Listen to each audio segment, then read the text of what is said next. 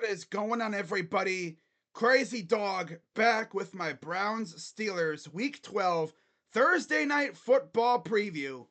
As our 2-8 Cleveland Browns are back at the dog pound this week on a short week, coming off a loss to the Saints in a game where Jameis Winston hooked like a mother trucker. But of course, the defense didn't want to show up. And now they got Russell Wilson and the AFC North leading 8-2 Pittsburgh Steelers coming to town. And they're coming off a very close win at home over the Ravens to solidify their spot in first place in the AFC North. Difference a year makes, right? Last year, the Browns were essentially where the Steelers were, right? Fighting for first place. And the Steelers essentially were where we are, kind of battling in the basement. Now the roles are reversed, and Steelers fans are pretty much saying, yep, things are back to normal. We're good. Browns are ass. You love to see it. That's what they're saying. And honestly, I can't even respond to that because it's kind of true. Things are back to normal when you go on Brown's Twitter and they're talking about firing Kevin Stefanski, who has, without a doubt, been one of the most successful coaches we've had since we came back into the league. One very bad year that really wasn't Kevin's fault. I mean, so many different factors, right? Quarterbacks sucked, injuries all over the place, and everyone's just having it down here. It's kind of like what the Guardians went through a couple years ago in Tito's final year. Right? Everyone just stunk at once. Man, now we got the Steelers on a short week at home. To be fair, for some reason, the Browns have been really good on Thursday nights since 2018 when Baker showed up. Now, does the trend continue? Knowing us? Yeah. In fact, here's what I think will happen. We win on Thursday against the Steelers because, of course, right? AFC North rivalry game. Look what we did to the Ravens. People didn't think we were going to win that game, and we did. Watch us win Thursday, and then for some reason we got to play Denver on Monday night. So watch us go to Denver and get our ass whooped. And then we got to play the Steelers again in their place, and we already know how that's going to go, right?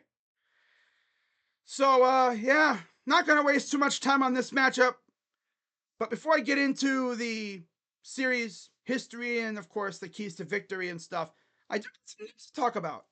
As earlier this morning, the Browns are they announced that they're bringing back a familiar face. Jerron Christian. Remember him from last year? He played left tackle when Jedrick Wills went down. Sounds a lot like this year. Although Jedrick Wills isn't out for the year. He might be back this week. But yeah, Jerron Christian coming back to Cleveland. And the official announcement from Browns beat writer Daniel Oyefusi essentially talked about, the Browns roster move that they made to bring in Jerron Christian. Of course, it was putting DeJuan Jones on season-ending IR with that fractured ankle. That really sucks, man. Second year in a row that dude got hurt. He wasn't even doing bad either. Of course, my dumbass had to go out and say, oh yeah, thanks to business decisions, Jedrick Wills probably just lost his starting job. Of course, like clockwork, DeJuan gets hurt. And now we're probably going to either see Jed or Jermaine Afidi or Jerron Christian out there. Those are our options at left tackle right now. Jedrick Wills, Jermaine Afidi, and Jerron Christian. You know what's sad? Jerron Christian is probably the better of the three guys I just mentioned. And it's sad. True. All I gotta say is welcome back, Jerron. Good to see you. But yeah, DeJuan Jones on IR again, fractured ankle. That really sucked. Now, getting into the series history, as you can imagine, not fun for the Browns. Pittsburgh leads the series 81-63-1. Although, to be fair, since again 2018, when everything changed for this franchise, we've actually been playing the Steelers tougher. I think we've split in almost every year. Yeah. And most of our wins have come, obviously, at home. Besides that playoff win in 2020. Yeah. It's almost a gimme at this point. We win at home, we lose on the road against these guys. It's like a guaranteed split every year. Now, this year, who knows? Obviously, Pittsburgh won week 2 last year, and that was the game where Nick Chubb tore his knee all the way up. And then the Browns beat the Steelers with DTR because, again, of course, right? That was a fun game. It came down to a Dustin Hopkins kick because that's what always happened last year. D-Hop came up clutch. Hopefully D-Hop can get last week out of his head because that was bad. I even tweeted out, I was like, man, that game last week from D-Hop gave me flashbacks to 2018 when, ironically, the Browns went to the Dome and Zane Gonzalez pretty much had the same exact performance. Ridiculous, man. We just can't kick in that damn dome. I don't understand it. Man. Now, getting into my keys to victory, and yes, I do believe the Browns can win this game. Like I've said, they've had a lot of success on Thursday nights over the past couple years. Keys to victory. Defense actually has to show up. I mean, you gave up 35 points to an offense that was previously seen as like anemic. 3 touchdowns to one guy in Taysom Hill. And they were all like essentially just keepers, pretty much. Like, he took the ball off the snap, just ran around the edge and took off. He was running like the greased up deaf guy from Family Guy.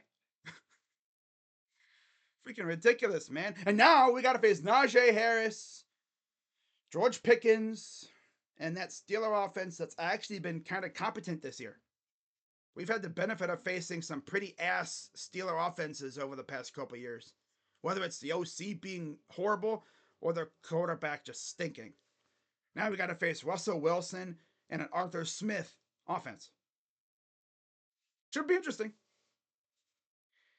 And then number 2, offense continue to do what they did last week. Now, last week, in case you forgot, Jameis went off out of nowhere. He put on his own personal BTA session against his old team. 30 of 46, 395 yards, 2 touchdowns, no turnovers. Beautiful. Get much on the ground, but Jerry Jeudy had a $142 receiving with a touchdown. Elijah Moore even had a touchdown, but that receiving and yards numbers kind of cursed. 6 receptions, 66 yards. Ugh. But he had a touchdown, so that's cool. But yeah, this game I am not looking forward to. I'm just gonna say that. And of course, force mistakes and take advantage. Which last week, Denzel Ward finally got that interception, and he forced a fumble. Too bad it didn't matter because nobody else showed up on defense. They were all out here hot dogging it, doing the Blues Clues strut. Like, Myles Garrett, did he even play? Of course, unfortunately, I couldn't watch the game because of Sunday Ticket being evil to me. Like, where was Myles at? Did he play? The only sack we got in that game last week was Oba Okoronkwo.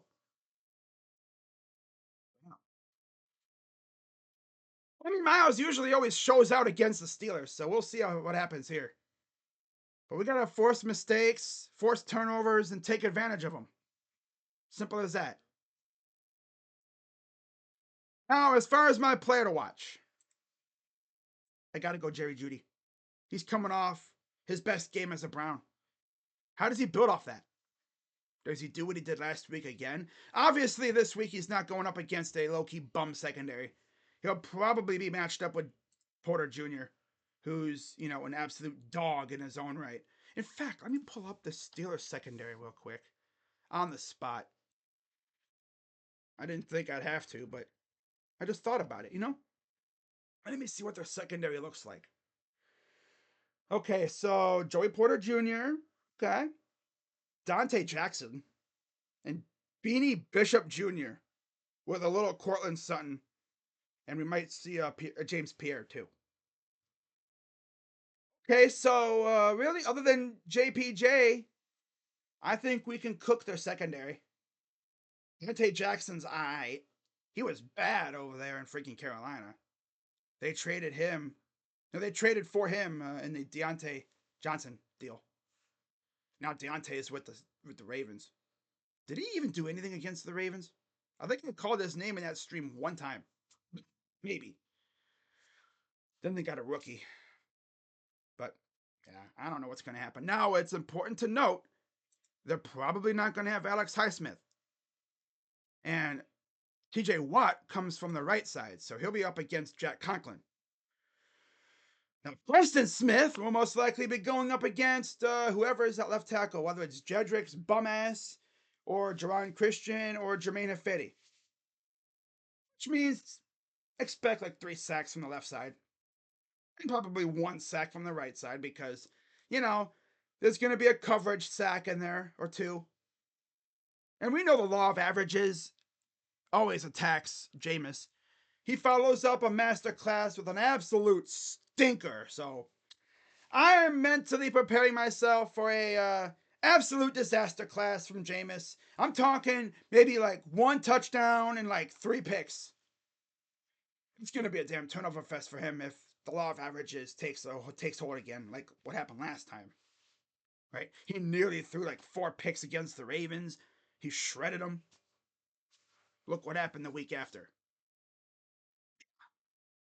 You can't help but expect it with Jameis. Now I got to go Jerry Jeudy.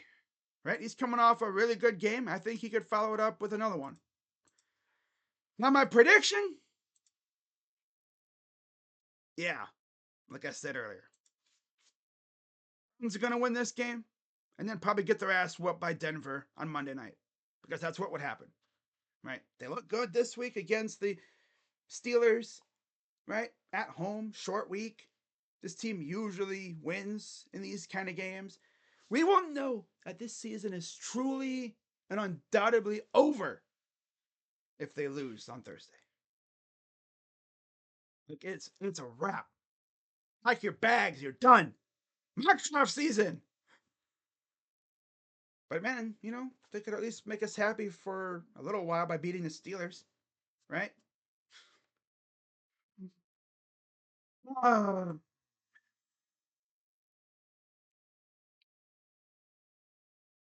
no Ravens fans would probably be rooting for us though, low key. They aren't gonna admit it, but they're low key be rooting for us because they need the Steelers to lose to stay up with them in the division race.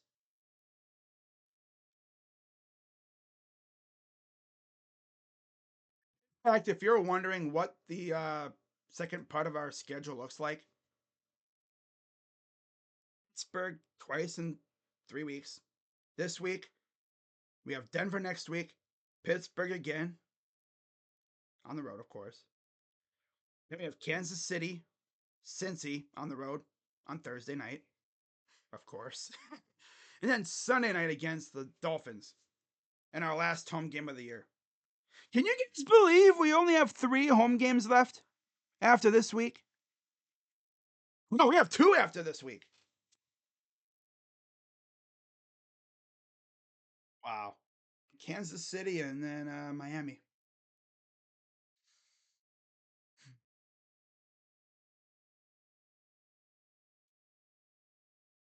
Usually I get pretty sad when I find, when I see that this season's coming to an end. But honestly, this year, I just need it to end right now, man.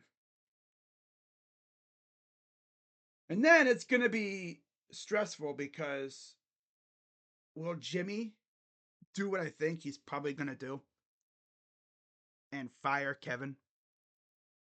Even though this isn't his fault, right? It's not his fault. It's not.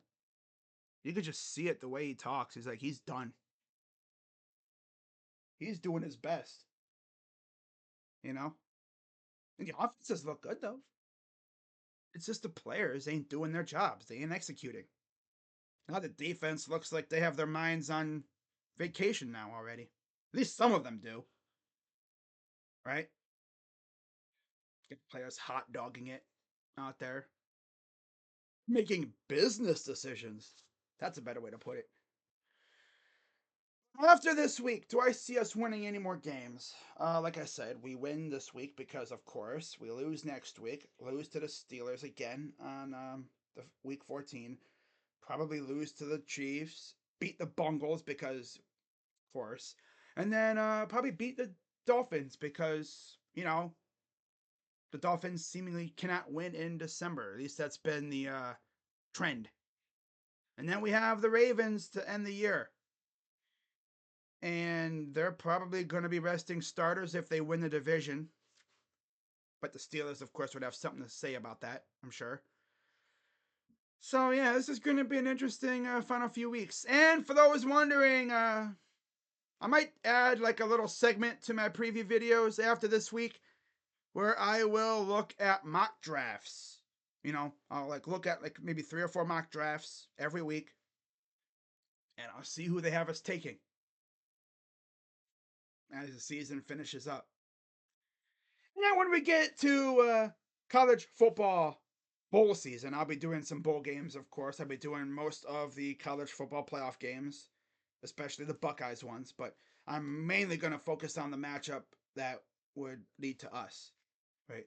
To see who we would have to face if we get a first round bye, which God willing we will, because I think we're going to win the Big Ten title game.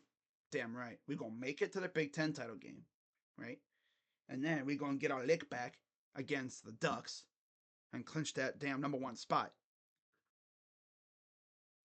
And then on the first week of the playoff, we could just sit back and watch the action and see who we got to play. So it's going to be a very, very fun last couple weeks in the NFL season. And then we'll see if any changes are made, coaching staff wise, which I am sure there will be some There will be changes. You bet your butt. Now, will Kevin go? I hope not. Usually, the way things go is coordinators are usually the first ones to go. I don't think they're going to yank Kevin. Now, Andrew, man, because we know if Andrew goes, Kevin's probably gone. I don't think so. But man, if I'm Andrew Berry, I am changing the way I evaluate players.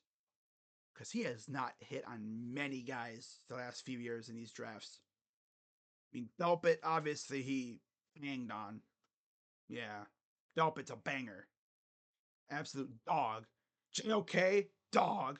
DeWand, dog. MJ, dog. Greg, dancing dog. He's good when he wants to be. Yeah. We'll see what goes down on Thursday night. I'll be live for it. I know you guys probably saw my stream on Sunday. It's like, why is he doing Steelers Ravens? Because, like I said, Sunday Ticket was being evil to me. And I tried to use a sus site to watch the game, and it just kept buffering. So I was like, screw this crap. This team isn't good enough for me to tolerate this garbage. I'm going to stream a different game and see what happens. And, yeah. For a while, I thought, oh, wow, I'm not streaming the Browns. They're actually going to win. Nah, they pulled the typical Browns. No, they had us. They had us thinking they were going to have a chance to win. Nope. So that's going to wrap it up for this video. Damn near going 20 minutes. And yeah, we'll see what goes down on Thursday night. I'll be live. Hope to see you guys there. With that being said, go Browns. I'm Crazy Dog. Shout out to all the Steeler fans I follow on here, I guess. Should be a fun game, though. See you guys Thursday. Well, I'll be live actually tonight for Cavs Celtics, of course. But yeah, see you guys Thursday for Browns and Steelers. Go Browns. I'm Crazy Dog, and I'm out. Bye bye. Yeah. No.